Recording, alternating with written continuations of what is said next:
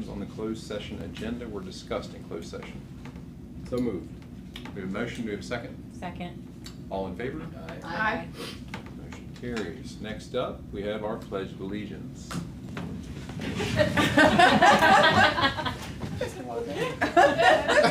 I pledge allegiance to the flag of the United States of America and to the republic for which it stands, one nation, under God, indivisible, with liberty and justice for all. Thank you, Thank Mr. you. Walker. I like that. Should I start randomly assigning everybody? I think we should just start Do like calling a on raffle audience ticket. members. Yeah. Walk in. Look under your chair for the ticket. All right, next on the agenda, we have our meeting minutes from April 21st. Everybody's had a chance to review those. We have a motion to approve the consent agenda. So moved. We have a motion, do we have a second? Second. All in favor? Aye.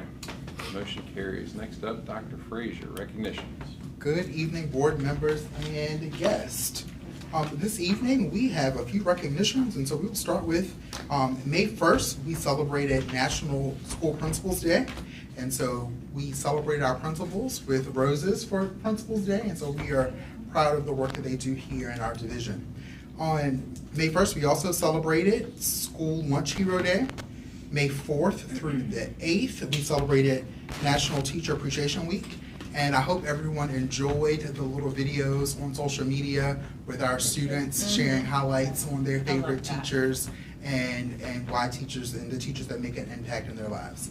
On May 6th, we celebrated National School Nurses Day. May 18th, National Speech Pathologists Day. And on this Friday, we will celebrate graduation and the class of 2026. All month long, we've been recognizing National Mental Health Awareness Month, Military Appreciation Month, and National Physical Fitness and Sports Month. At this time, we will have our principals, so we'll start with Ms. Goodwin will come with her students and her staff of the month for RISE Awards, and then we'll be followed by Dr. Bird to present hers. Hello.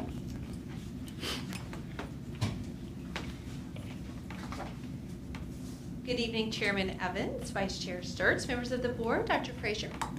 As we're close to wrapping up our RISE Awards for this year, we wanted to recognize one more wonderful WPES staff member. We are proud to recognize Ms. Iris Ote as our RISE staff member for the month of May. Ms. Ote is an interventionist and spends the majority of her day in 2nd and 4th grade. She embodies every part of our RISE core values in her dedication and support of school and division initiatives. Ms. Ote has positive relationships with students and staff and always greets people with a smile. She has high expectations for students and always encourages and supports them to do their best. She's student-centered by being focused and dedicated to serving all of our students and meeting them where they are. Ms. Harlow shares that Ms. Ote's been an amazing asset to her morning classroom. The students love working with her and learning from her. The years of experience and knowledge that she holds has been invaluable to the learning process of those that she works with. And many teachers and staff say that we all learned from Ms. Ote because she's just done so many wonderful things. And we're lucky to have her with us. We thank you for the opportunity to recognize Ms. Ote. Is it okay to move on to our student? Yes. Okay. This month, we're swinging back to 5th grade. We kind of worked our way from 5th down to pre-K, but we wanted to recognize another 5th grader before they left our school for middle school. Dr. Bird, you're going to love this one when they come. This month, we're recognizing a deserving 5th grade student as our RISE Student Award winner. We are proud to name Adeline Ware for May. When we ask how Adeline exemplifies our RISE values, her teachers share that Adeline consistently builds positive relationships with everyone around her through kindness, respect, and her caring attitude. She treats classmates, teachers, and peers with a genuine compassion and is always willing to offer encouragement or lend a hand. Adeline approaches her learning with curiosity and a positive mindset. She's willing to take initiative, think creatively, and contribute thoughtful ideas during class activities and discussions. Her ability to problem solve independently while remaining open to learning new things allows her to grow both academically and personally. Adeline is student-centered. She takes pride in her work and consistently demonstrates responsibility in all that she does. She stays organized, completes assignments thoughtfully, and remains focused on doing her best each day. She's dependable, motivated, and always strives to make positive choices that support her learning and the success of those around her. And lastly, Adeline demonstrates excellence by being an outstanding role model through her strong character, helpfulness, and positive attitude. She consistently goes above and beyond expectations by showing responsibility, cooperation, and integrity in every situation. Her caring personality and dedication to doing the right thing makes her a joy to teach, an important part of our classroom community. Thank you for allowing us to recognize these deserving members.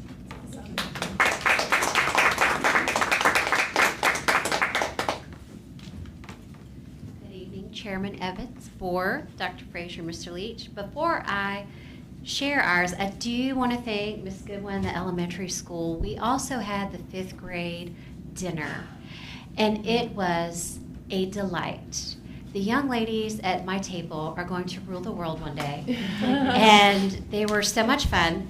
And I know Mr. Leach, the gentleman at Mr. Leach's table got a lesson in gentlemen wait for the ladies to be served first, which was a surprise for them, but it was fabulous. I love the event, and thank you for hosting all of us. It was fun. It was a lot of fun.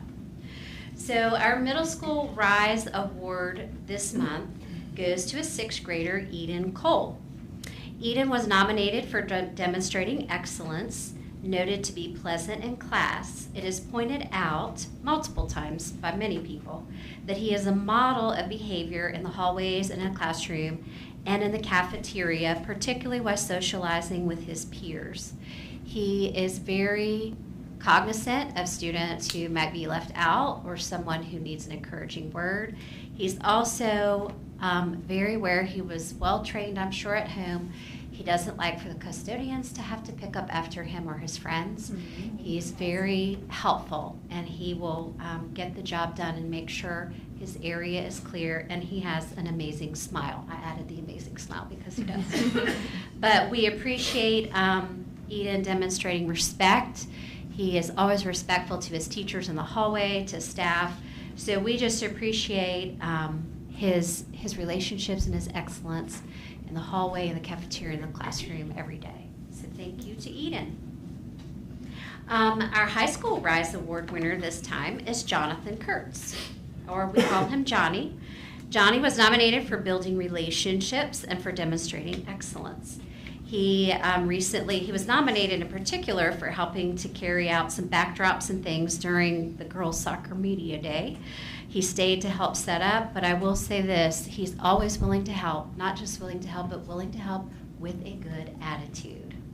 And he's just a lot of fun. He's personable, he reaches out, he forms great relationships with students and with staff. He's just a joy to have around in the school building, and we appreciate all of his contributions. So that is Mr. Kurtz.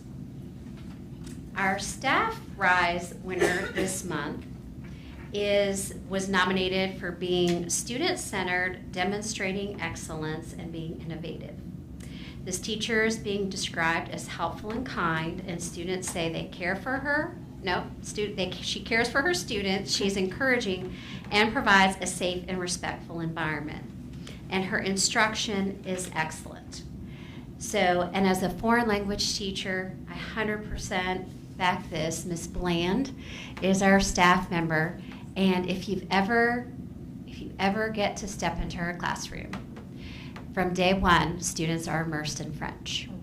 They speak French, hear French, read French, which as a foreign language teacher, it's phenomenal.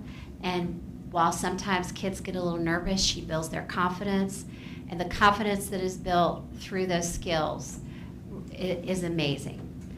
She's just a fabulous teacher. She goes quietly about her business, but when Miss Bland has something to say, she's also a valued member of our leadership team, and she listens and observes, and when she opens her mouth to say something, pay attention, because she's perceptive, she's knowledgeable, and she just has great things to offer, not just to her students, but to her colleagues. So we thank Ms. Bland for her hard work and her contribution every day.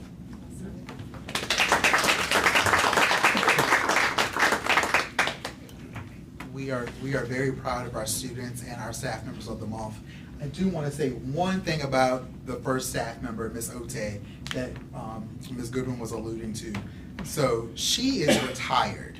She is a retired professional, retired educator, and so she really wants to be here. She's been a teacher, she's been an administrator, an assistant principal, and all the things, but she wants to be here. She wants to help our students improve their reading skills, and so it just really, it really does us just our heart beats when we hear those things over it tonight. And I was a French student. I've been in Ms. Bland's class. She's on it. So those are all the recognitions that we have. All right.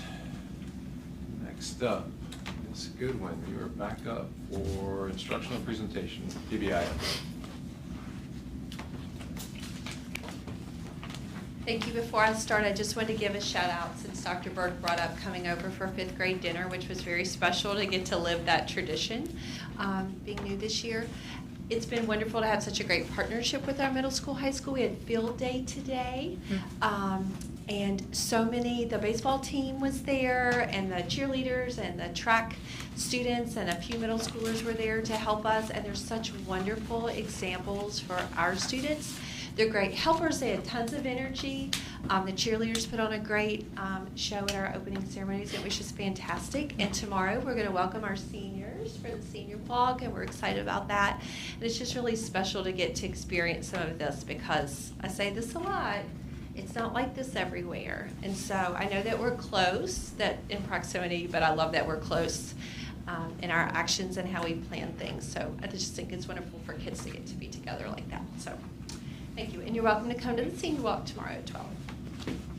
I'm excited to get to share about our positive behavior intervention support, otherwise known as PBIS. An update for you. This was a goal that came from survey results from last spring from staff in the community, wanting to see more with discipline and behavior and working through those things. So that's why we decided to do this. And first, I'd like to acknowledge the hard work and dedication of both our students and our staff in embracing this initiative. It's been a team effort. And the PBIS framework is about creating a positive school environment through consistent expectations and support. And we've seen significant progress since we began, and it's exciting to share and celebrate with you with our first year. We're going to focus on, I wanted to share our goals. We wanted to make sure that when we started this process that we incorporated our RISE values, that we had student and staff buy-in, and lastly, that it was a simple process. We built a one-stop location for all things related PBIS for our staff. They're all in one PowerPoint with links, because you can build the greatest system in the world, and if it's not easy to use and it's time-consuming and like a one more thing, then it's just never going to get off the ground. And so we wanted to make sure that it was super simple to use. We also have the weekly recognition known as star pointers on our weekly newsletter, so it's easy to find for staff. Here's a quick timeline of our work this year. In August, when we all came back, we just shared the survey results and the need, and we asked for volunteers to start. We had a great team of people, and there had been a PBI system there before, and so some of those original people were there, and they wanted to help and contribute. It was wonderful to have that past knowledge and experience, and then we had a few new people that wanted to join, so that was great too. In October, from August to October, those folks kind of worked behind the scenes and drafted some things, and then October we shared those. We got lots of feedback from staff on what they thought. We made some revisions. And then by November, we were ready to train the staff on the new matrix. I'm going to share that in a minute. We built a matrix and some other things that go with that, and got graphics done because we wanted it to be kid-friendly and very appealing to the eye. I mean, Dr. Frazier helped with that.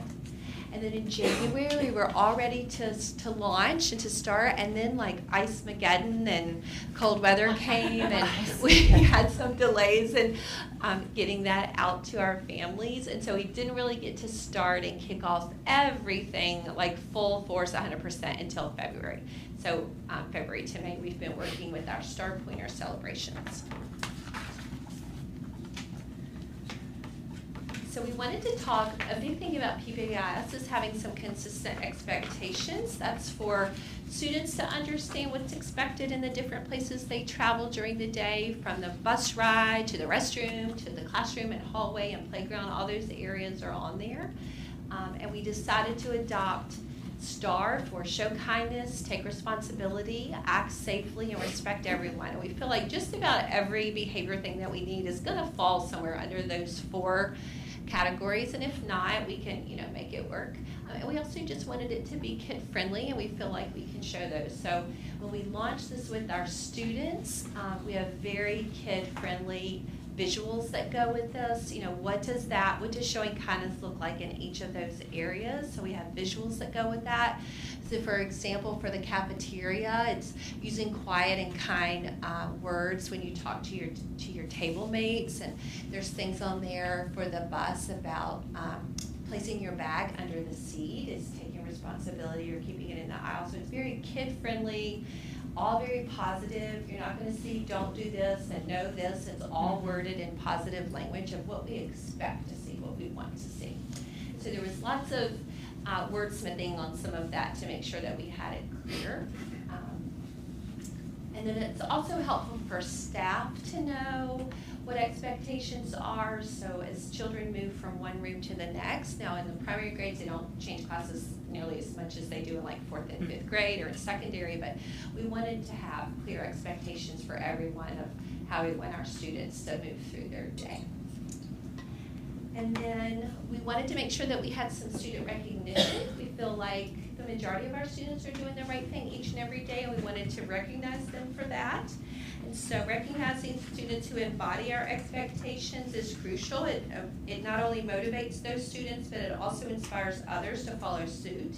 And we like to celebrate those achievements and positive behaviors to reinforce those values and those items on the matrix. And then lastly, our matrix is vital for data collection. By tracking behaviors and outcomes, we can identify trends and look for areas of improvement. And we're using that this year with our Simple Discipline program. It's online and we can track all of those things, and that's been helpful. This data-driven approach allows us to make informed decisions, like where we might need to put extra resources or where some adjustments that we need to make. We have our STAR matrix on posters that are displayed in each classroom in a consistent location, and then we have larger ones in high traffic areas, hallways, our specials classroom, and even in our restrooms.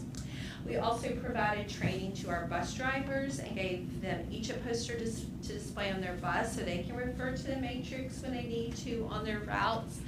And not that I ever want to get a bus referral, but I got a bus referral today, and the bus driver had marked, written on the bus referral, A, acted safely, as the area that the student needed to work on. I thought that was great. That made me very proud. Now, this is the really good part. On Fridays, this is the best part of our week, we have a Friday Star Pointer celebration. All staff are encouraged to nominate a deserving student for demonstrating STAR behavior that week. We have a very simple note. You can see that in that last picture, the orange paper, that's given to the student, and we circle what they demonstrated. There's a little spot for a teacher to write a comment and sign it.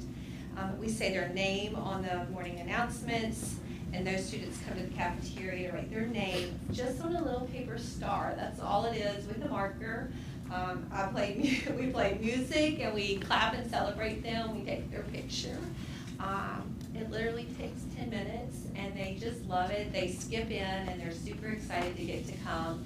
And we have all of that displayed in the cafeteria with a bigger copy of the matrix, and they get to pick where they put their star, and they just love that recognition. And when we first launched it, teachers said, well, what if somebody else nominates them? That's okay. We can have more more than one teacher nominate a student if they've had a really spectacular week. When somebody's absent, we just make it up the next Friday. We keep it very easy and fun. And the students are all very proud. They love taking those orange papers home. And then I just wanted to share some quick data with you. Look how precious she is. She could not wait to come down there and get that star. And she put her first, middle, and last name on her star. So far this semester, we've recognized 194 students as star pointers. 20 students have been recognized twice. I did a little count. 20 kids have had it twice. The most frequent nomination is for students who take responsibility.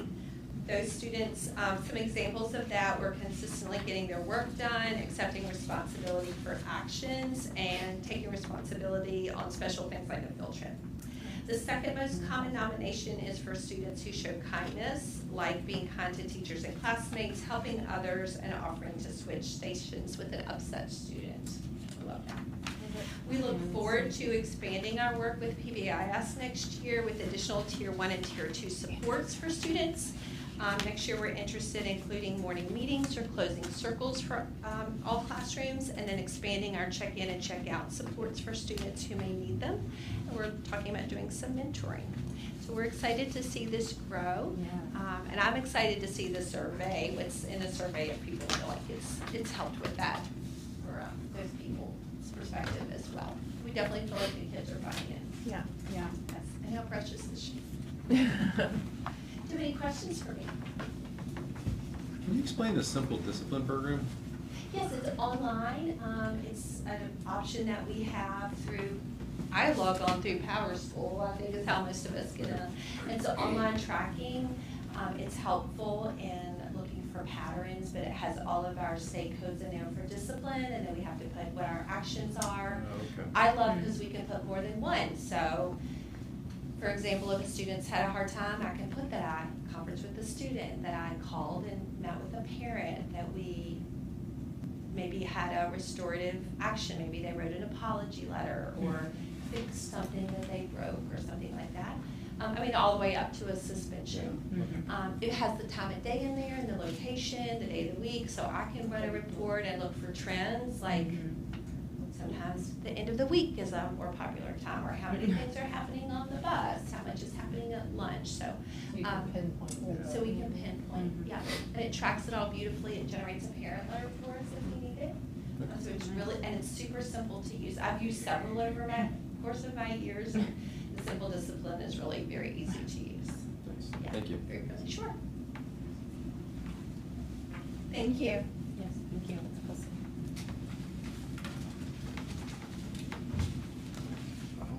Alrighty. Next up, we have delegations. Which Lynch? No. Moving right along. Reports. We have first our Honeywell contract updates. Joyce Colburn. I'm having a little bit of laryngitis, which is, I don't know why, I feel fine. So excuse my squeaky kind of voice. So, I guess I use this. I guess I don't. Do I just push the button?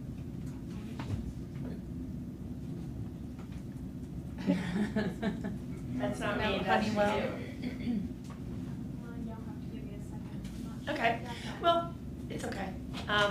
I think it's in your packet. Yeah, we've got it. I'm Joyce Colburn. I am your Honeywell account rep. I've been with Honeywell 21 years, and I live in Blackstone, Virginia, a rural little place.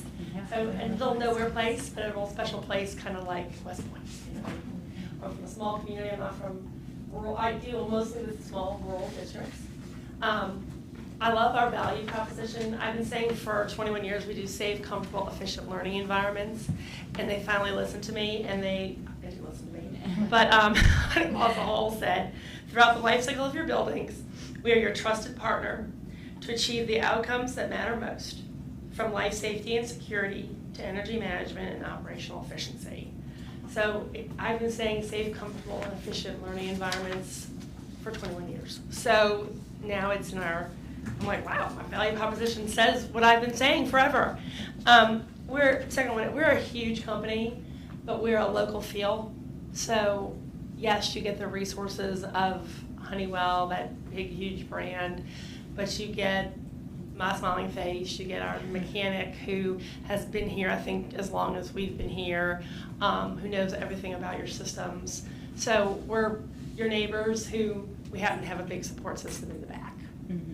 So our history started, and it's amazing to think, in 2009 with Dr. Jeff Smith. Like, oh my gosh, who would have thought in 2009, when I did a first cost of operations here to see what you were spending on HVAC, that the gentleman that I was working with hand in hand all the time would end up being the Secretary of Education. I was like, I know him, I know him. And I have to laugh because when we first started working together, he's like, I'm going to take you wherever I go. And of course, once he moved up, he's like, I've got people. Like, I didn't have anybody in West Point. I got people now who do all that stuff. So that's where, you know, we really do, the more small rural systems are where we kind of fit. We supplement your team and provide that support for you. And Jeff ended up having a team. But he still gives me a hug and remembers the little people like me. We also were the first district to do an ACT Earth, which is Energy Awareness Reduction, in 2016. You decided that behavior, and it kind of gets your STAR, which is really kind of neat. I wish adults would follow STAR, especially on social media. But energy awareness and reduction through personal responsibility is what you all decided to do, which is great. Like, you decided to help teach children to do the responsible thing. If it's turn off a light, if it's wear a jacket if you're cold, if it's, you know, don't double flush or use special paper towels. And we had a whole poster campaign, and we got rid of a lot of, I don't know if it's still there, but a lot of extra plug load in your classrooms, because it seemed like every teacher I go into has a zillion class, you know, like lights and smelly things. And I don't know if you've gone back to that, but that's certainly up to you. But you saved a tremendous amount of money through those kinds of behaviors. And you're the first one in the country to do it. And so now we're entering our latest contract. Currently, we do a day a month. You can go to the next one, please. We do a day a month of automation, which is all the computers that run your systems. We do a mix of preventive maintenance and full coverage maintenance. And so what that means is preventive maintenance is where we do, it's kind of like in your car. Get your oil changed, get your filters changed, get your tires rotated. That's preventive maintenance. Comprehensive maintenance is where we cover all moving parts. So think about, like, if anything were to break in your car, the engine, your motors, anything that moves is covered under the contract. So we do a blend right now of those two based on the cost of money that you had. So Dr. Frazier and Mr. Walker asked us to come up with some ideas for you for your next contract. So we came up with a list of all different ways that we felt, and with our staff, and Mr. Walker has said multiple times that he felt like they needed. The first was to put all of your mechanical equipment under the comprehensive program. So therefore, if it breaks, if as long as it moves, you can't really maintain steel. So you can't maintain it. But anything that moves, if it breaks, we're going to pay for it and we're going to fix it. So that was a big one for Mr. Walker. So that was the first one we looked at. And then everyone was saying that you've been having a lot of trouble with the computers that run your systems, especially at the auditorium. They're super, super old. It's amazing how our students will have the latest, greatest iPhones and the coolest computers, and what runs your heating and cooling is archaic, like 2010, okay? You know, the computers that still have backs. You know, we're always the last to get updated, automation. I'm like, if you could just get in the darn technology budget, everything would be great. But we're not, we're in the facilities budget. So basically, the auditorium has such old equipment that he can't even operate it remotely at all. So with all their activities and all the community news, he's having to go there and physically do it. So our first suggestion was to replace all that system there. You can either do that one time at $65,000, or Honeywell will do an equipment lease and spread that over our contract. The second thing was to bring all of your systems into one computer front end, so that Mr. Walker, Dr. Frazier, anyone could pull it up. Mr. Leach, I should compliment, he was the one that did the ACT Earth program with me way back when, before he was looking so sharp in his suit. He was Birthday vibe. helping me run around and put up posters. So put systems in each of the schools so that it brings all the points of data into one computer so that Mr. Walker can track that. He can, if a teacher calls and says, a principal calls and says, it's cold in room 205. He can pull up the computer and see if it really is cold or if that teacher's just cold. And potentially, if it is a problem, send the tech out as soon as possible. But that helps him troubleshoot. It also helps on a Sunday night to know if you have a system that's down, you can get it running before kids get there the next morning. And it will alert and it'll email and text to tell him, hey, your boiler's down. He can be on the phone with Dale in our Honeywell helpline and get somebody out here within 2 to 4 hours to fix it. So, we all live for our smartphones, and it tells us, well, he's been living in Archaicville with his automation system. So that was a $28,000 either one time or spread out through the contract term. Honeywell is also very concerned about cyber attacks because so much of our equipment, we do a lot of security, fire, access control, and control. So it all rides on your network. And more cyber criminals are attacking through those mechanisms. First, and they're getting in and they're causing a lot of disarray, and it's even small districts. Appomattox, they hit Appomattox, they shut their entire county down for 2 weeks, the county and the schools. So it's not just the big guys, it's little guys too. So we suggested doing a cyber assessment once. We also have a product called Forge, which is kind of an overlay over your building automation system. It uses AI analytics to run reports on how your actual systems are running and provides ways for you to A, save money, and B, how to prioritize requests. So it's not just the loudest teacher, it's the areas that would save most money and also that could have the most effect with temperature. And last, we said, well, maybe you want to add an additional day a month of automation support. Currently you have one, maybe you want to add additional. So Dr. Frazier and Mr. Walker met, and they decided, if you go to the next slide, please, to pick the first 3. So we're going to add comprehensive maintenance to all your current contracted mechanical equipment, and that's about $29,000 a year. And we're going to get rid of the old controls, and we're going to get Mr. Walker a system that runs and that he can schedule and know what's going on. Dr. Frazier said we're all still waiting for that darn state budget. So once we find out how much funds they have, he'll know what he can pay one time, and then we can always fund over the life of the contract the additional amount. It's kind of like an equipment lease. That was what they selected. So that's really my presentation. Together we're building our connected future. I like the connected future because we connect all your systems in your building, but we're also connected because we're people. And personal relationships are super important. I know to me, I'm a hands-on person. I do Teams meetings and things like that, but I'm always excited when I'm invited to come talk to a board. I think it's been almost 10 years since I've been here, but all I have to do is ask, and I'm happy to come out and meet with any of you to talk about how we can help you be safe, be efficient, and help those kids have a great learning environment and not have to worry about being hot or cold. So if there's any questions that you have, I'm here to answer them. What's the term of the contract? It's 5 years. 5 years. And it's procured through the Government Services Agency, which is federal procurement. Trust me, they're tough on us, and we have regulators that look at our contracts every year to make sure that you're getting the best rates. Your escalation is set by 5% versus Consumer Price Index, which can really vary based on inflation. So it sets it for you and holds it in the federal government. And we have an employee who works directly with them full time, and we get audited every year to make sure that we're following all the regulations. So it's just stronger than like a state contract. The automation support, I know you proposed an additional day of automation support.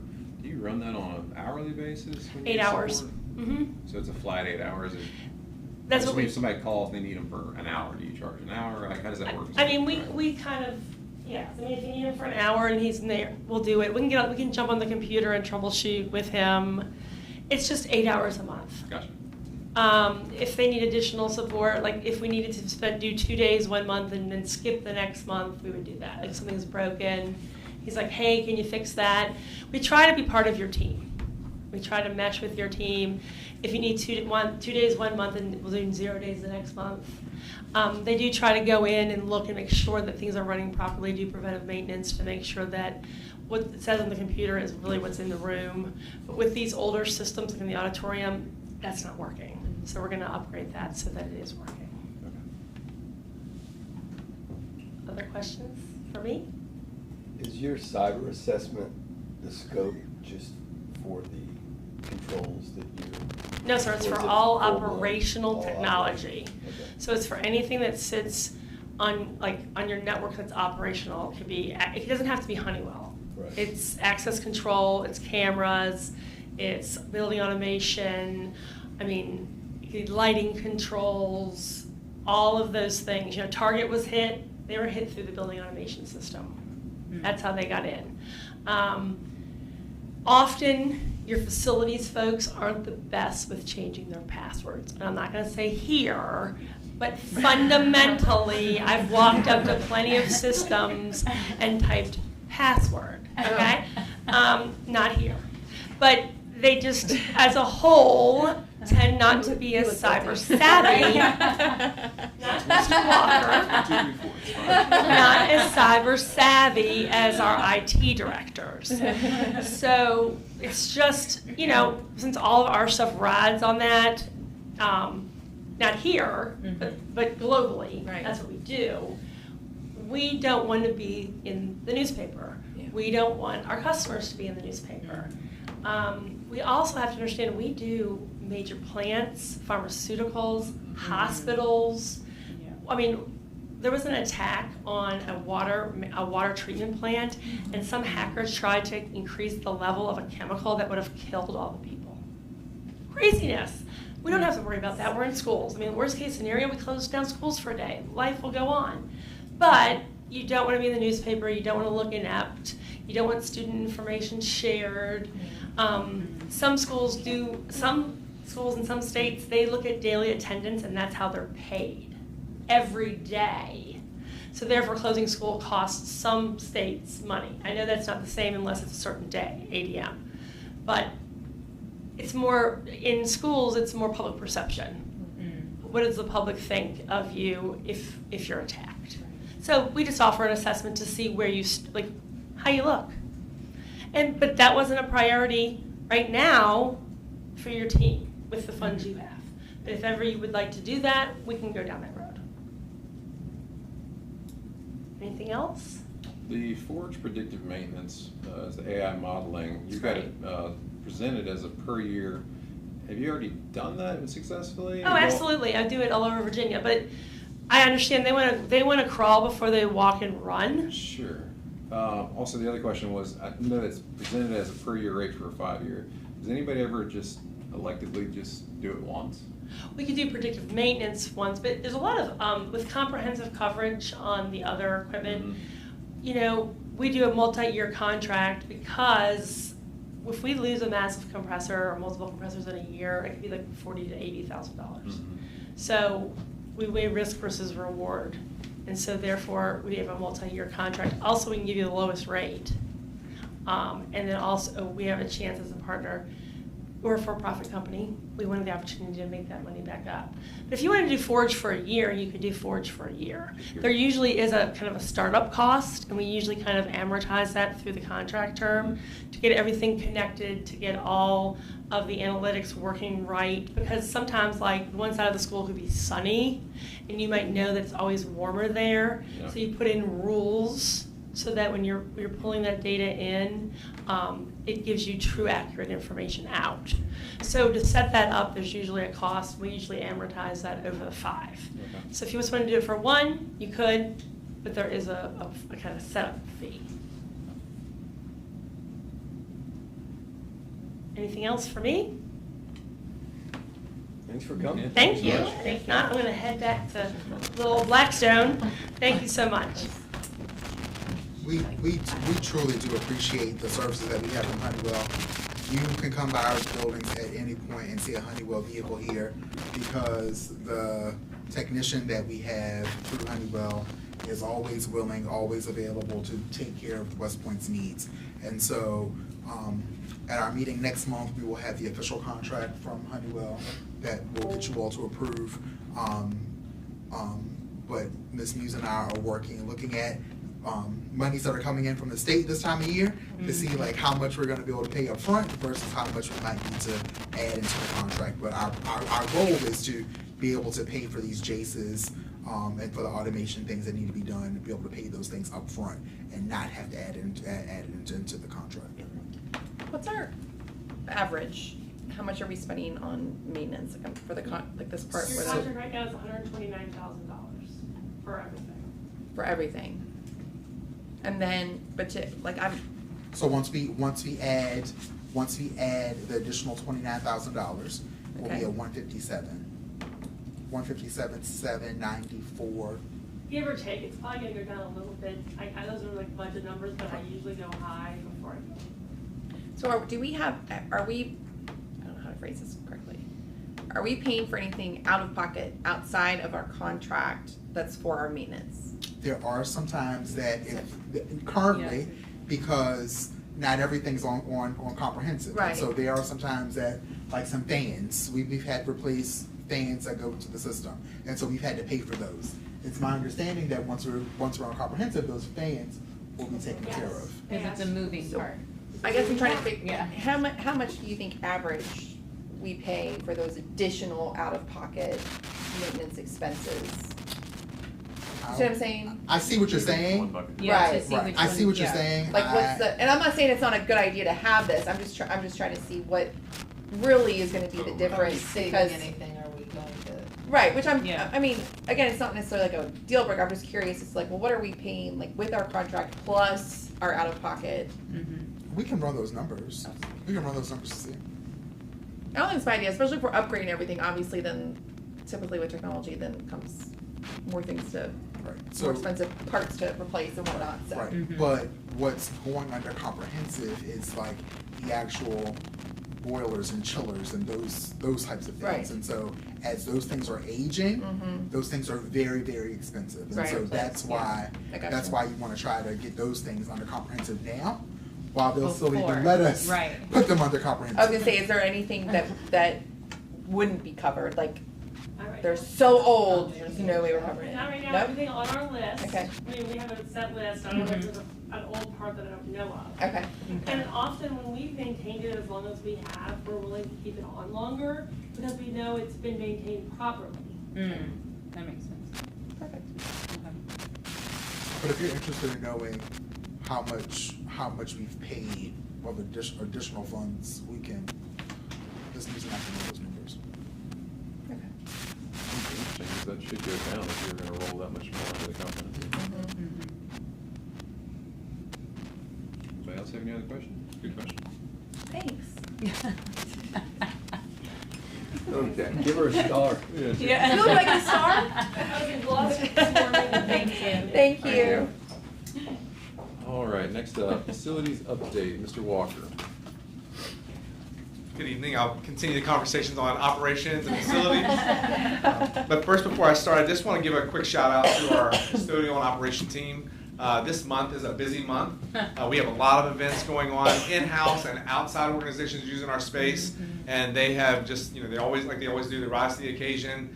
They're working, extra hours, working a little bit harder to make things happen and make sure that our facilities are clean, prepared, each event set up for the next one. And it's just, it's a great team to be a part of, and it's easy to work with because they're all in it together and taking care of and doing what's best for our students and our staff to make sure that this end of the year is fun and enjoyable. I just wanted to talk to you all a little bit about some of the things that are coming up this summer, kind of highlight some of the projects that we have coming up, and then a little bit of an update at the end. Obviously, this summer, projects that are coming up, we're really focusing on planning for our, sorry, does this work?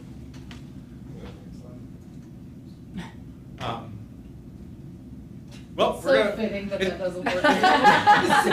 We are. Change your password? Oh, dagger. Actually, I think I have a pretty good password. So we will be, obviously, like every year, working on classroom cleaning. This is our opportunity to get into our rooms, and while we clean each and every day for our students, getting in and really deep cleaning, touch-up paints, minor repairs that are going on in the room. This year we are going to have a little bit more of moving around and shuffling after meeting with our staff of classrooms, so we will be working during that time to help teachers get furniture to where it needs to be as we're cleaning and moving and making sure that we're helping the administrators and staff get classrooms reassigned. This year we also are going to be putting some focus on some painting around the gym areas. If you've noticed in our high school gymnasium and towards the rafters, and we've had some peeling on the beams. So this summer we are going to have a painter come in, and we're going to take care of the beams, the ceilings in the high school gym, the walls. We are also during that time painting the new weight room area. We also are going to paint the gym at the elementary school and our annex hallway floor. If you've seen that, I love the blue and orange, but it's getting to a point where it needs to be kind of repainted and taken care of. So we're going to be doing that this summer. Some of the other special projects we have going on, obviously we have a lot, but I just wanted to highlight these 2-3 things going on here. Second grade hallway, in the first grade, second grade hallway, there's those big cabinets there for storage. We are cleaning those out, and we're going to remove the cabinets. We are going to use that space to create some small group pull-out places, some learning stations. We're trying to have 3 learning stations there where we'll have tables, some flexible seating, or maybe some stools, along with a whiteboard and potentially some sort of monitor that teachers can access, that they can kind of project back to the students. But it just gives another space for our students to kind of have some small group instruction with a little bit of flexibility and seating with the limited space that we have, being able to have somewhere for them to go and to work on that. And that's an idea of their principal that we want to support. We also are having a family, I guess was added to the curriculum as family and consumer science classroom. So that is Miss Crump's current classroom at the high school. I was about to ask that, I know. it's the same class, okay? Yeah. That Yes, makes and as sense, you- but yes, you never yeah. know. And as you know, in that room, they already have like a kitchenette set up with cabinetry, countertops, an oven.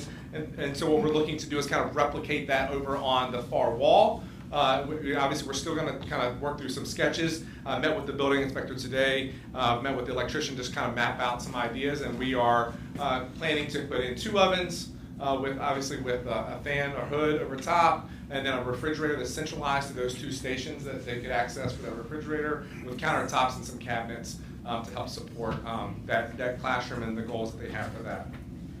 In the exterior area, obviously, we're going to be cutting grass all summer and doing the things we always do. I know I share that with you guys all the time, the fencing and things that we'll be repairing. But I just wanted to make a big focus this year on our storage.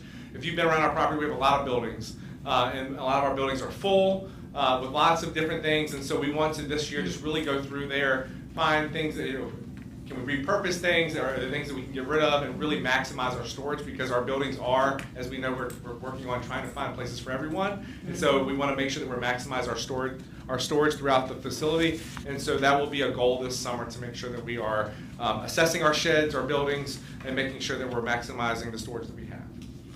Our transportation team this summer will also be moving. So while we have our custodial and maintenance team working, transportation doesn't stop just because school's out. We will be supporting Summer Academy with 2 buses this summer.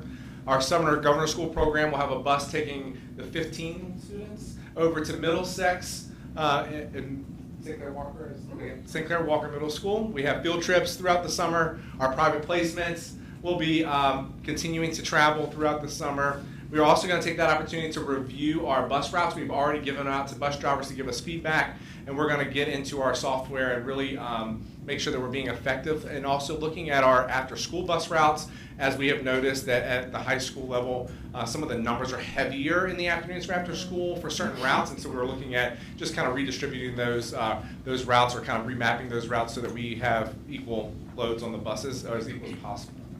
Our team is also going to be participating here at the end of the school, thanks to the support of Ms. Roach, a CPI training. They will be doing verbal de-escalation, so they'll be able to just kind of get some of that training and tools under their belt for going into the summer. And then, of course, we will complete all state-required inspections, and we'll also be working on maintenance of our buses and our fleet to make sure that they are prepared for the school year. our updates that I wanted to share with you. Just again, we have a lot of things going on, so I'm sure you've seen a lot of different things. I just wanted to highlight some of the stuff that we've been working on. There towards the end of the baseball, softball season, one of the things that Mr. Robinson wanted to do for them was to get them the backstop padding. If you've been to a game, you've seen that on the back. It's really nice. It really livens it up and kind of gives a little bit of team spirit there to that field. But to do that, we couldn't put it on at the beginning of the season because the backstop fencing, as we know, was just kind of out of shape, and we had to get it kind of fixed up. And so we did. We had those replaced. We replaced the backstop fencing for the baseball and softball field, so that then we could also, the fencing needed to be done anyway, but then we were also able to then have our new pads put on the backstops there, which will help protect the fence, but also it allows the field to have a little bit more West Point pride there. We also in the weight room getting ready for the painting that's going to start soon. We wanted to get ahead of some of this stuff, so we had the electrician come out. We have LED lighting in there now. We replaced the old ballasts with LED panels in that space, and we have also we did the ceiling tiles. We replaced all of the ceiling tiles in that space just to kind of give it a new, fresh look. And then the painting will be happening soon, and then it will be a wonderful place for our athletes. And Mr. Leach, I'll kind of pass that over to you for the weight room update. Yeah, so hopefully the weight room will be empty this week. So each day I feel like we take a little bit out every day. We have some more people coming to buy some stuff on Thursday. And then the custodial crew will go through and clean it all out. Painters will be here next Tuesday. And then the following week, June 2nd and June 3rd, they should start delivering flooring and equipment. So by the first week of June, we should have a brand new weight room. Nice. So we're excited about that. There's been a lot of buzz from staff and students as they go through that space. So I think there's a lot of excitement, and hopefully that'll turn into weight room users. And then the playground timeline, they may start as early as next week. It's about a 2-week process. So right around the same time that the weight room finishes, we may have a new playground as well. Nice. So just waiting on confirmation on when those will be done. But we're excited that, I don't think it will be done in time for children to use it at the end of the school year, but it will be done early summer, so they'll have it in place. So will it be ready by summer school or summer academy? Will they be able to utilize it then? Probably. Maybe not the first week, but the second week. Nice. I'm picturing someone in the back door letting people come get the equipment, like, hey, Well, I got a deal for you. Hey, I got a deal for you. There was 2 random guys came in, I was like, can I help you? Like, we're here for the sale. I was like, no, you don't work here. Wheeling and But the dealing. price is right. Yeah, Right? That's right. So, That's awesome. And again, shout out to Chris and his team. They've done a lot of work, a lot of moving pieces going into it. So just thank you for his leadership in that too. Awesome. Thank you. This is exciting, thank Yeah. you. I had one question. When determining the bus routes, how do you determine like stops when you're determining the bus routes? Because how do you determine, like, does a family just say, yes, I want a stop regardless of where they live, and we stop there, or how does, I'm just curious. So I will say, so when I came, It's a lot of a question in one. I don't know, and Dr. Page, you can kind of hop into, because some stops are, especially, one of the things that we have learned through safety is that sometimes it's not best to stop continuously over and over. It's not a safe practice. And so Right. because the town is, congested, kind of tight there, right? Downtown, like here we have street stops. Right. And so what we do is in areas like this, we try to keep it that way so that we're not stopping every street or every house. Okay. But as we are in the northern part of the town, obviously it spreads out a little bit more. Mhm. And so we also will stop house to house, and we also take student age and grade into consideration. Okay. And also we have to take into consideration of safety for the bus to be able to get in and turn around, because some streets are just not Right, no, I safe know. to get down and even turn around. And so Okay. we do take it case by case. We also, any parent that calls to talk to us about a stop and their concerns, Mhm. we talk with them, we go look at that stop. We will, Dr. Frazier's gotten on a bus with us, and we've Yeah. gone through Take the different bus stops. to someone's house to see if there's a safe turnaround. Okay. And we do those things just to accommodate, because we want to make sure that they feel that their child is safe, and that the stop is a safe stop. And we will go look at those. We take bus driver feedback, and then we also take parent feedback. But some of the stops, of course, downtown are kind of historical. They've been there for a long time. Right. It's just, but also in practice, it's just not safe to continue to stop Right. house to house. And so Okay. I will say, when we take those into consideration, it's just depending on the area of the town that we're going in. Okay. But typically, we do not offer door to door. So it is more community-based or Right. street-based stops, and not stopping at everyone's door. Right. Okay.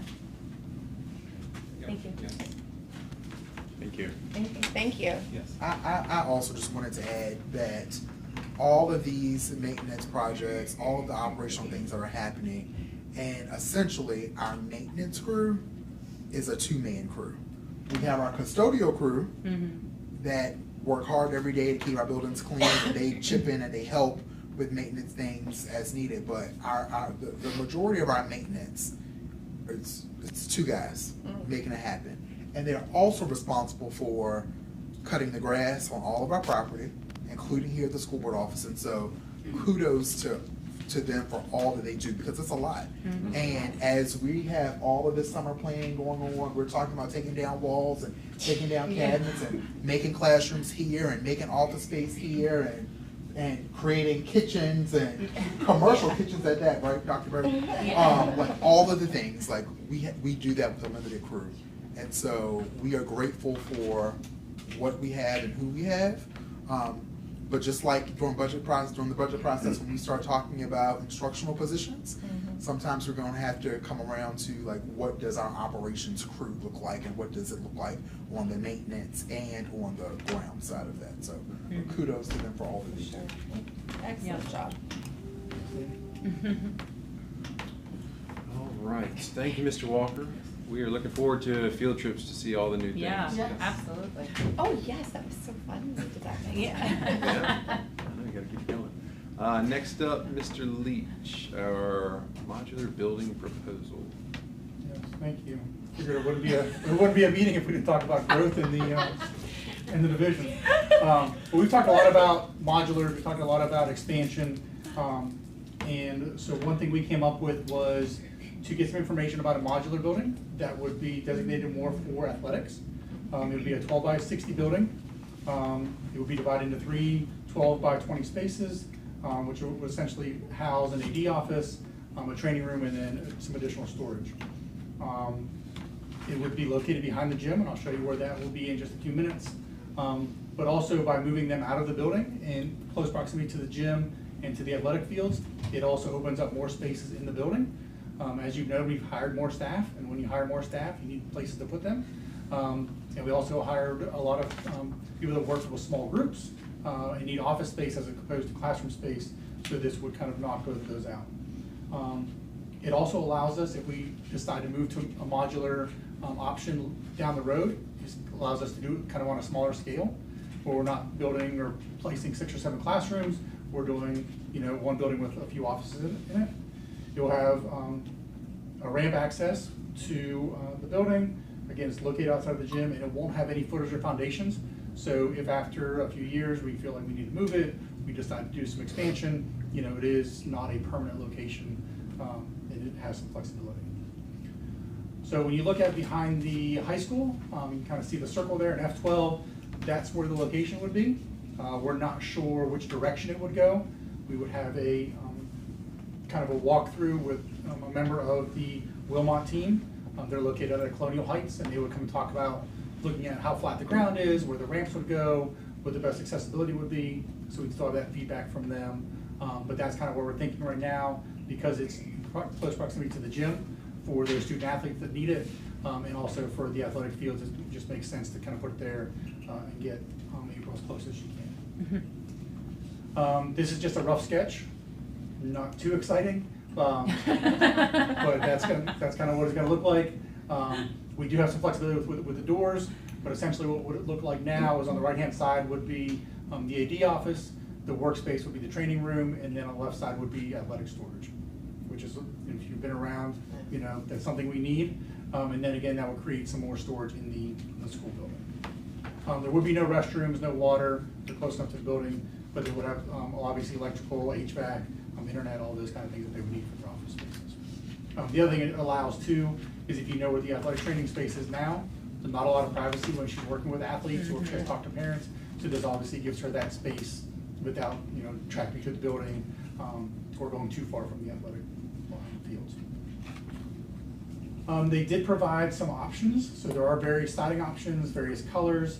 They do a high-rib steel. So I'm going to show you some pictures. This is not the pictures of what it would look like, but this is just some options. So that's one color option that they Is have. that green? That's like a Blue. navy blue. Yeah, it's blue. So one of the rare things that Dr. Fraser and I agreed on was Yeah. we both like that Teal. color. It's teal, yeah. This is what they currently use for a school system, so just so you can kind of see what, this is a double wide, so this will be two of those together, ours will be just be single, but you can kind of see where the ramps are. And then, the general layout will be similar to this, the two doors will be right next to each other, so we would use one ramp. So right now they have, you can kind of see they have two landing spaces, we would use one ramp, cut down some costs. So both doors, if you go back to, if we look at that previous picture, they would have one ramp to get to those.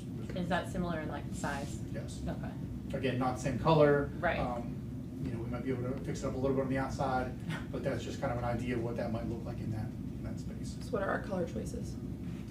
He's gonna bring those when he comes. He asked if we wanted those, and I said, well, let's not get too far ahead of ourselves. We can paint it. Yeah, so he did say there's options of what it would look like. I don't think anybody likes that bland color, so I think we look at like a No. navy. No, yeah. or something like Deep that. navy, yes. Yeah. Not teal. So the reason we Not went red and with this company, it's called Wilmot, is because as we started talking about the standalone weight room, we reached out to several modular companies. These were the most responsive, easy to work with, and also were able to fit kind of our needs, and were flexible with what we needed. Very quick to jump on a call, a phone call. They offered to come out and meet with us, so we felt that was important to have somebody with that customer service quick at hand. We'd also use the TIPS contract, so I'll talk about the pricing here in a minute. But what the TIPS contract does, it allows us to not have to go through all the bidding process, because it's a state contract. So we're usually getting the best price with that, and without having to bid it out to several other companies in order to find a price. Two different options for the cost. We can purchase it outright, which would be just over $121,000, and that includes the building, delivery, installation, and the ramp. We've also asked for a lease-to-own option, which you can see the pricing there. It's a 60-month term, and then at the end of that term, it will be a $1 buyout. No prepayment penalty, so if you have any of your funds. The one thing we would have to finalize yet would be is if there's a required down payment, but that will be something that we would talk about. So if we did a lease-to-own, I think it would be about $156,000, depending on the specific interest rates and things like that. Responsibilities outside of what the company would do, we'd have to get all the permitting. We've already talked to the building inspector for town, so we started those conversations. We started conversations with our electrician and with Dominion Energy to see what that would look like.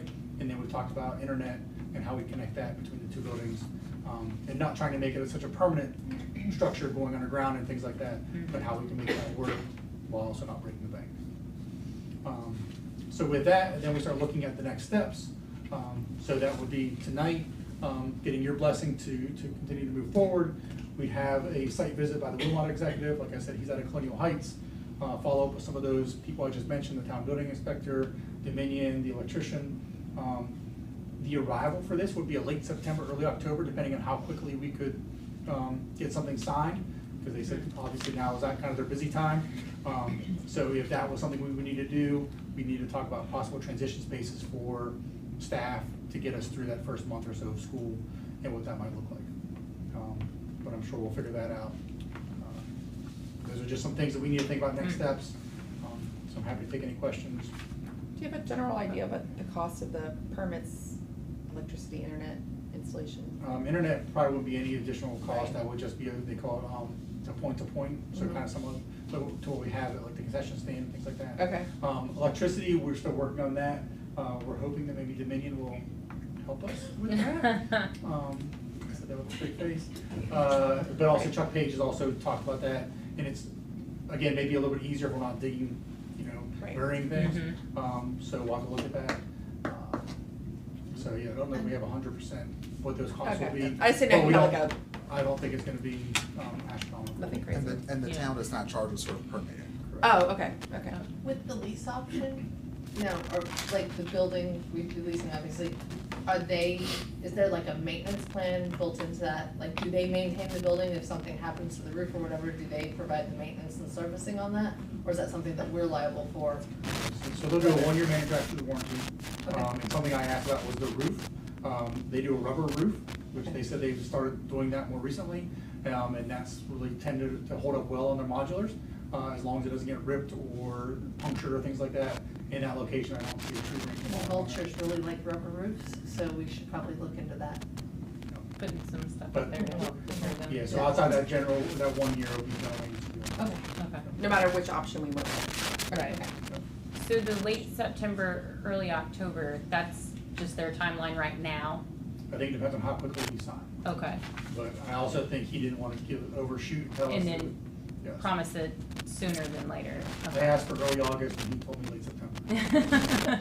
He said hopes and dreams? Yes. Okay. As far as like the transition spaces, would that only be impacting athletic trainer and director, or would it? I think so, that's kind Okay. of what we're thinking, so that the people that are gonna go into those spaces, they can go in and set it in for the year. And then we just have to work out what that training space is gonna look like. And again, it may be part of the new weight room transition. Okay. You know, depending on what that space looks like, we may be able to carve out a little spot for the trainer. I just didn't know if we were kind of allotting, I don't even know we were using the weight room, but I didn't know if there was any other space that we were pulling from for another teacher to, you know what I'm saying? So I didn't know if it was just those two people, not just, but you know what I'm saying? Those two people, or if there was some additionals that, Yeah, so I And think then if those two people went to the modular, it would create, we'd have free up at least 2 offices plus a storage room. Okay. Maybe 2 storage rooms that we may be able to repurpose. but right now, no, that's not planned to be used for somebody specific in the fall, is what I'm saying. Like somebody else other than them too. You talking about the modular or? No. No, yes, those The place spaces. you're moving them from, Yes, we're hoping to move people into them, so the only people that Right. will be displaced at the start of the school year will be the trainer. Okay, okay. Do you need, this as an action item or just directional? We put it as an action item just Oh, we did. for transparency's sake. It can be tabled, but But we want the community to know that the board is supporting this as we're growing, as we're looking at the need of additional space, as we look at the need for additional space for athletics, and just to get us in this market to try out what would a module. How it That's would a look great with just test. trying it this, yeah. So- It's small scale. financially, Financially, our hope and plan would be to pay for it direct and not have not have to have the lease. okay. And so Ms. Muse and I are working through end of year funds. We're also looking at some of the caveats in our school construction fund to Okay. see if some of those funds can be used, but we want to be able to pay for this up front and not have to lease it. Yeah. But I also we're watching state dollars very closely as they come in. Right. Just to make sure that we're not over-committing ourselves, and so knowing that with some things that we do have some flexibility, so we have the flexibility to lease it if we need to, but the goal, the number one hope is that we can just pay for it upfront. But no concern, I guess, in the sense of like affordability No, for us, it's no. just a matter of if we're gonna pay it outright or if we're Absolutely, gonna pay it. absolutely, lease it. Okay. absolutely. And I just if wanna we- make sure there wasn't like a, And you know. if we got in the lease game, we would definitely pay it off before. the Faster. fact- Yeah. We've done lease to purchase before, even going back to when we bought buses several years ago. We bought 3 buses at one time, we leased them. That lease, the terms on that lease was 5 years, and we paid them off in 2, so. Okay.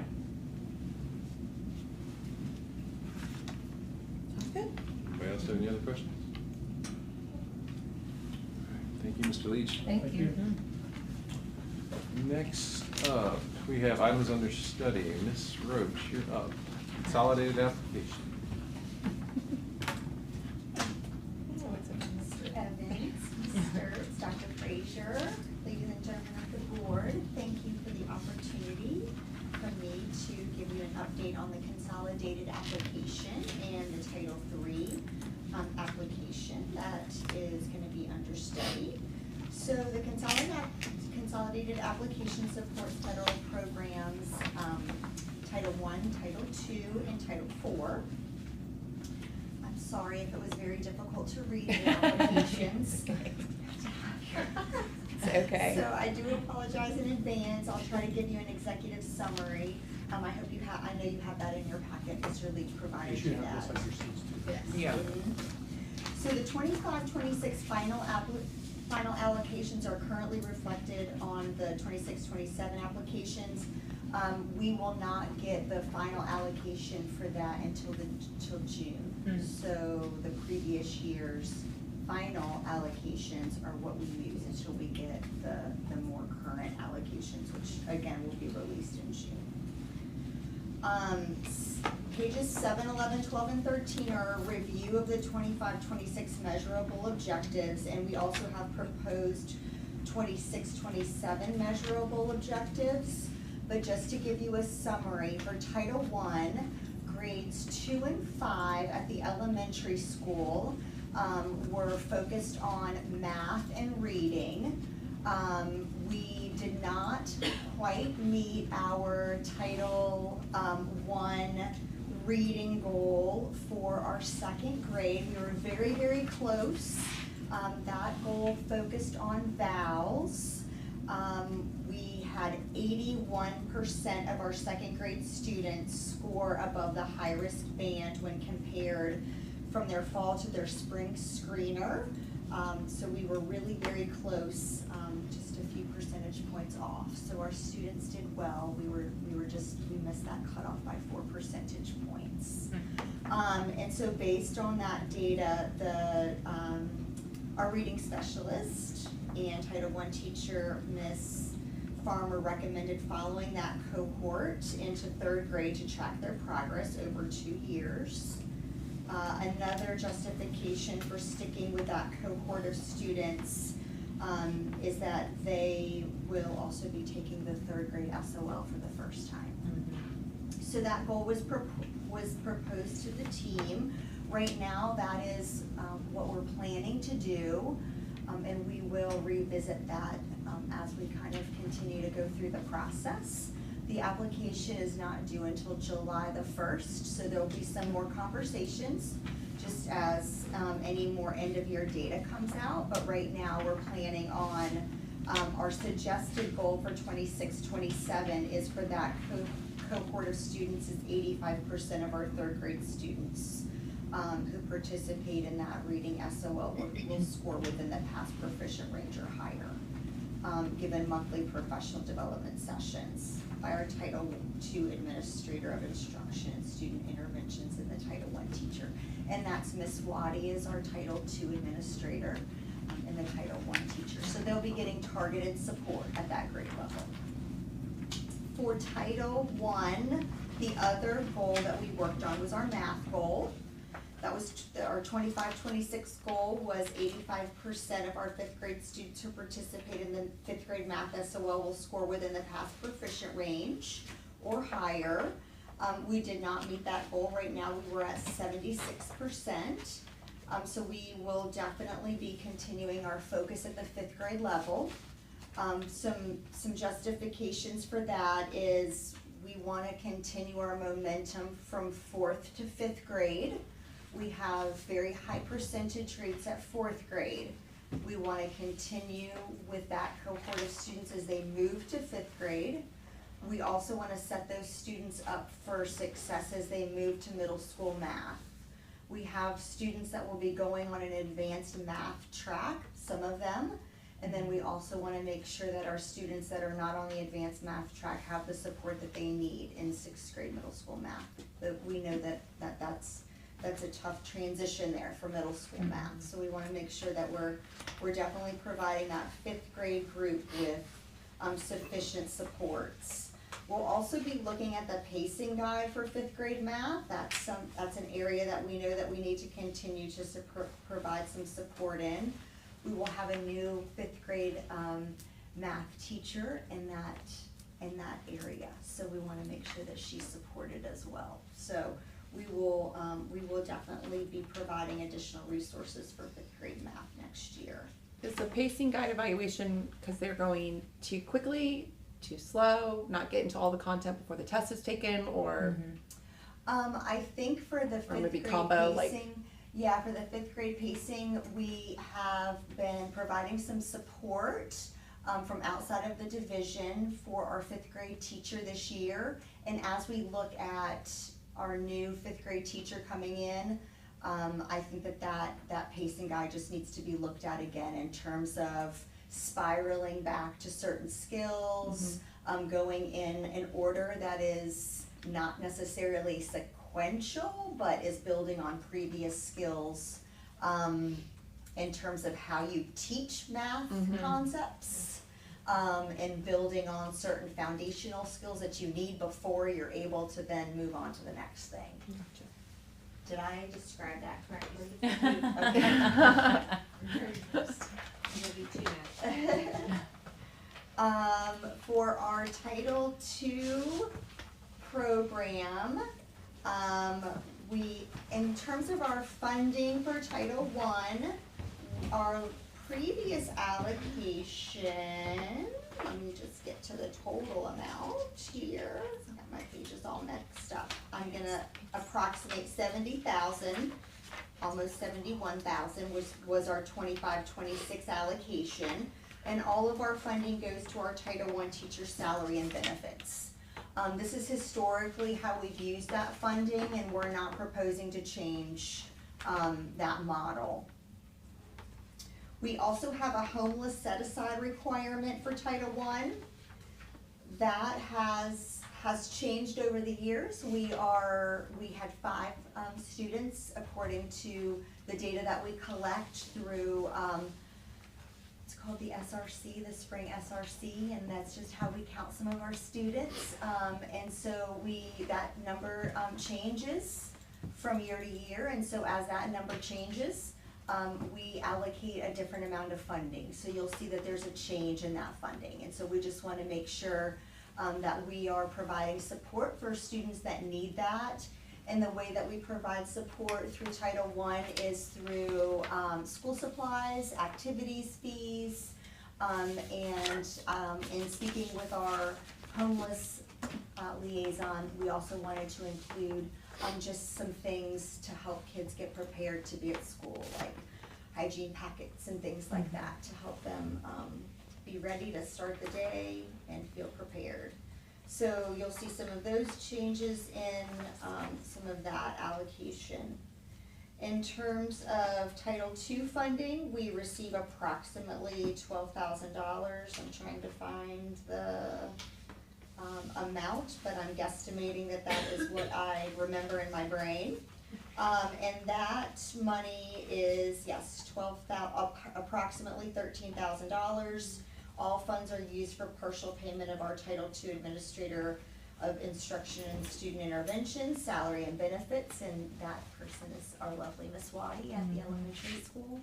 And she does that by supporting our monthly data meetings. So you heard me talk about 2nd and 5th grade were our grade levels that we targeted. So every month, our principal and our assistant principal and our Title I teacher meet with those grade levels. They discuss at-risk students in terms of data that's pulled, and then specific professional development is provided for those grade levels in the subject that we're working on, whether it be math or reading.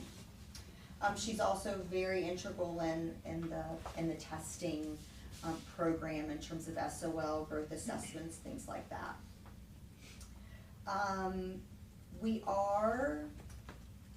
Last year, we utilized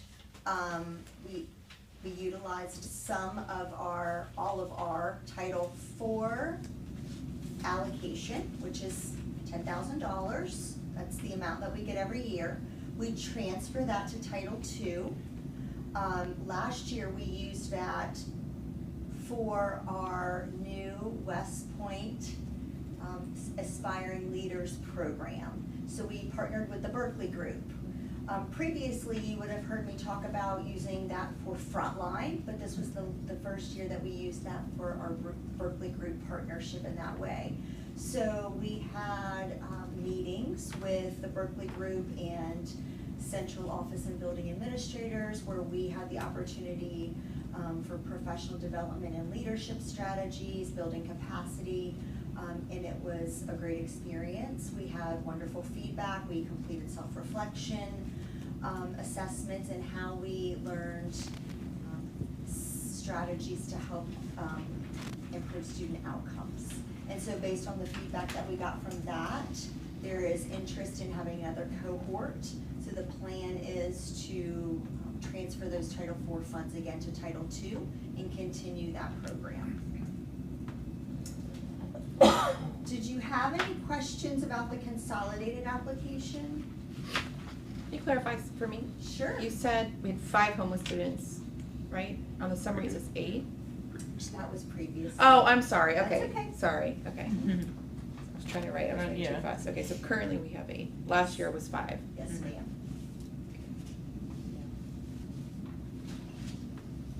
Any other questions?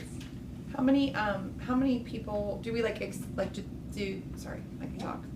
How many aspiring leaders we have in the academy, and is that something that they apply for to be a part of? Are they selected, or is it just anybody who wants to be in it can be in it? So our first year of the Leadership Academy, we actually worked with our current leaders for the first year. So we worked with our current assistant principals, we worked with our current special education coordinator, and then we included all building principals and central office leadership in that as well. And so the plan is to grow from there to then create a program that is truly for those aspiring, so those teacher leaders who are looking to move up into administration and leadership positions. Thank you.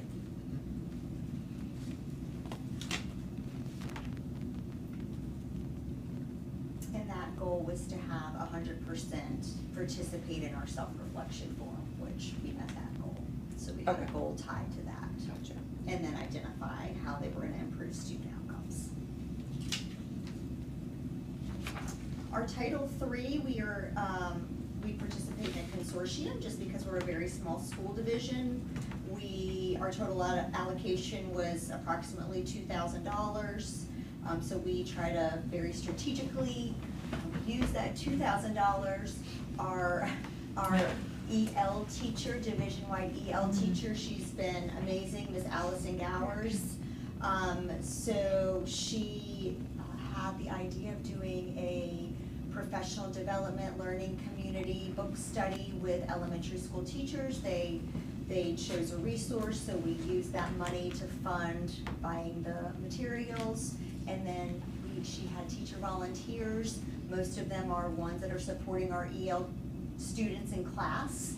And then she drew up a proposal in terms of when they met, their discussion questions, outside readings, and the teachers received a stipend for all of the work that was done outside of contract hours. They met and had discussions about how they were gonna implement those things in their classroom with their students. And then they compiled a podcast at the end to share out with all of the elementary school teachers. That was then loaded onto, we have an EL instructional shared drive that's available to all teachers in the division. And then that was loaded on there, so everybody's able to access that.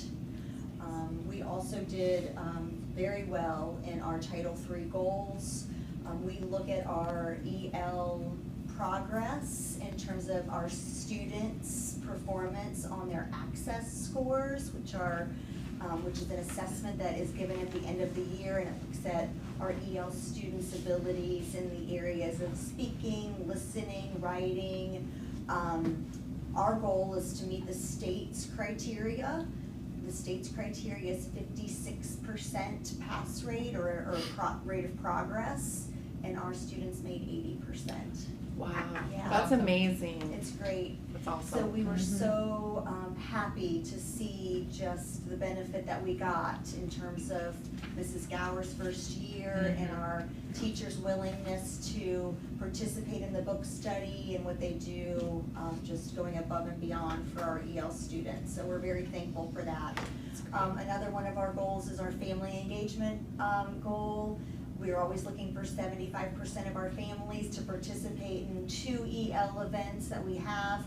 Our international potluck is always very well attended. We had over 100 participants, so it's not only our EL families, but it's the community, so that has really grown and we're very proud of that. We did have to cancel our second event because it was just a lot of illness and snow, so we're looking at rescheduling that to a different part of the year.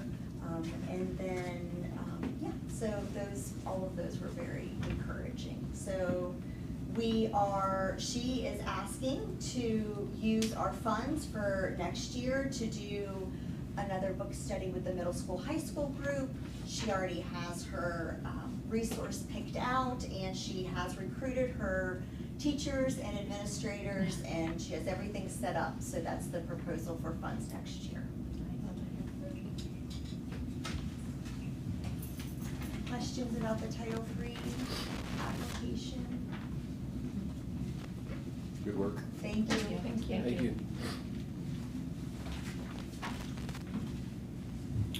All right, moving along, we have action items up next.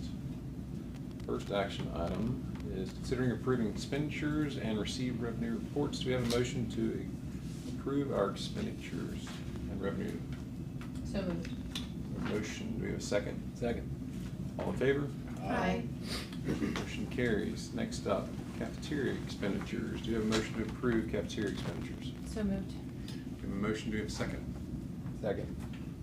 All in favor? Aye.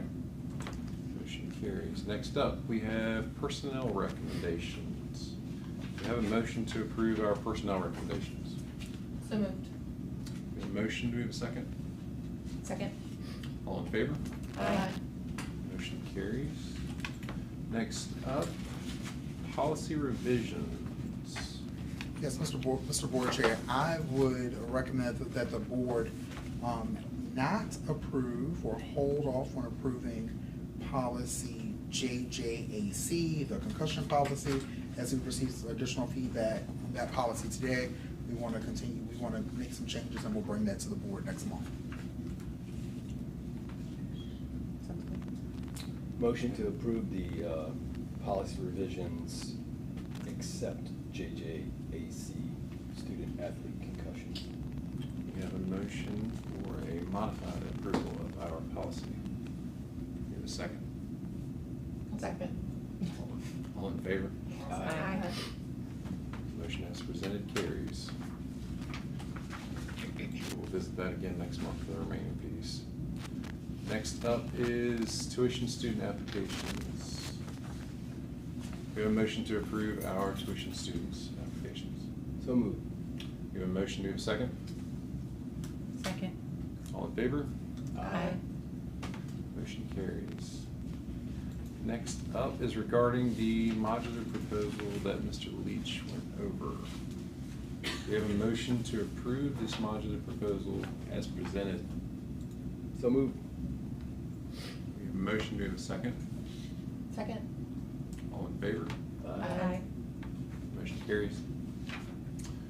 Next up, we have a staff bonus. Considering approving a one-time retention bonus. Dr. Frazier, do you want to touch on that? All right, so you have information in your packet regarding the FY26 bonus.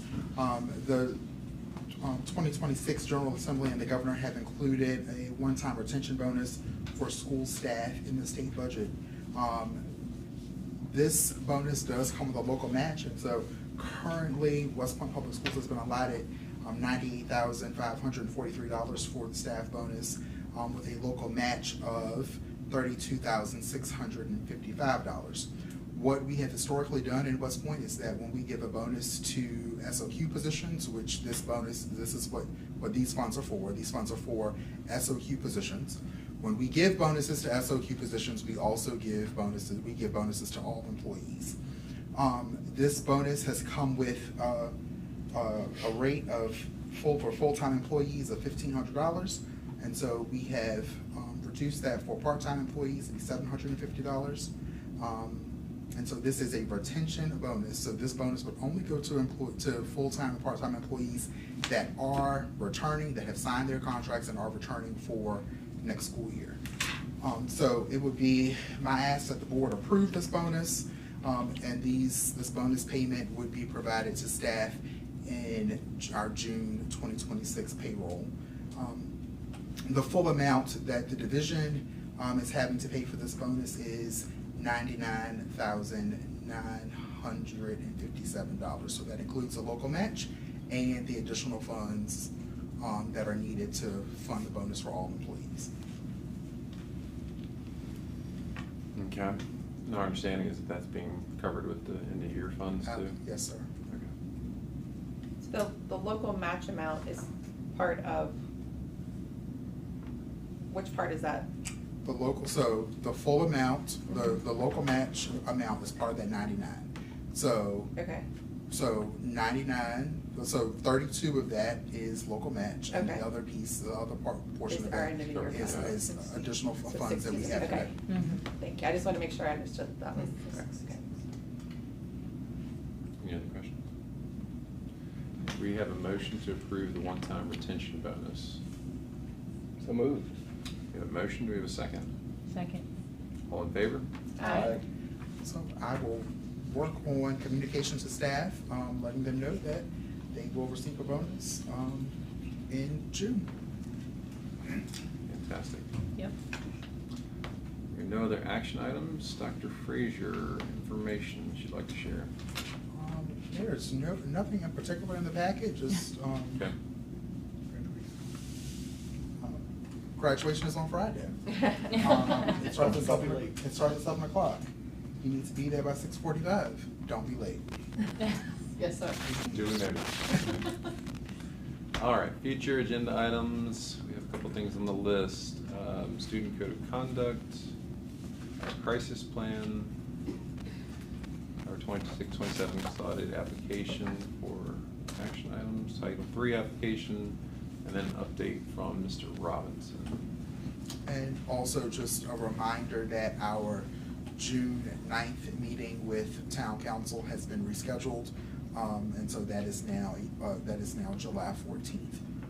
That will be a joint work session with the town council to discuss growth in our schools. That's at 5 o'clock. That is at 5 o'clock. And we will host, so we will let you know the meeting location. Okay, so yeah, next regular meeting is June 16th, 6 o'clock, and then a work session with town council. Do we have a motion to adjourn the meeting? So moved. Have a good night. We don't need